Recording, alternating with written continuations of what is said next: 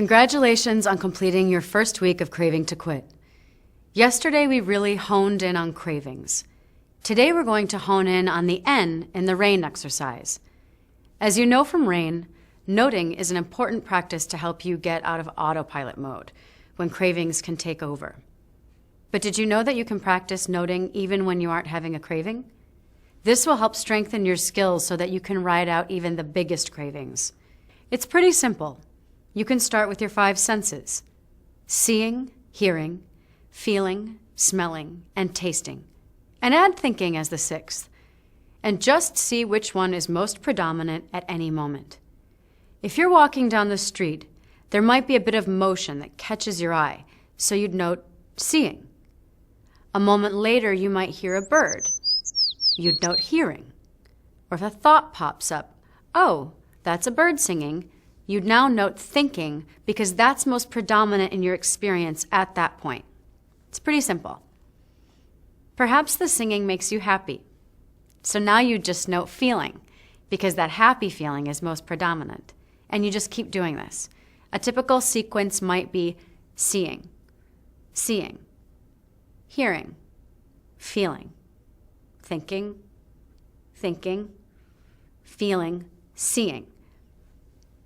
Each time you note your experience, this keeps you in the present moment rather than being lost in thought or on autopilot. Otherwise, it's so easy to get carried along by life, including cravings that sneak up on you. For example, that bird you heard chirping might lead you to think, oh, that bird is singing. Oh, it's so wonderful. I wonder what type of bird that is. Is that a warbler? Wait, didn't I see a show on warblers on the Discovery Channel? I think their natural habitat is being destroyed. I can't believe people don't take care of the environment more. My neighbor doesn't even recycle. I cannot believe that jerk. And on and on and on. One moment you're happily listening to a bird song, and the next you're angry at your neighbor. How did that happen? Autopilot.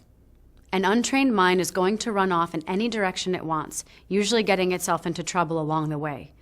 So noting practice helps train your mind. It helps you to keep from adding fuel to the fire, whether that's a craving, anger, fear, or something else.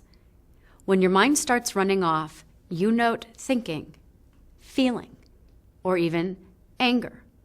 And this helps you grab that log that you're about to throw into the fire so that you don't fuel it. Eventually, the fire burns out on its own. This is how you rewire your brain to change old habits into new ones. So go ahead and take 30 seconds after this video. Drop into paying attention and note whatever is most predominant in your experience: seeing, hearing, thinking, or feeling. Afterwards, notice the difference between doing this and being lost in thought or carried away by an emotion. That's the difference between watching a fire burn down and letting it flare up and spread. So to sum it up, noting practice is relatively simple. We just note which of our senses stands out most in our experience from moment to moment. It helps us stay in the present rather than getting clobbered by a strong wave of emotion or fueling the fire of a craving. Try practicing this today, not only when you use RAIN to ride out cravings, but when you're walking down the street, sitting somewhere waiting for something, or even riding in the car. Keep it up.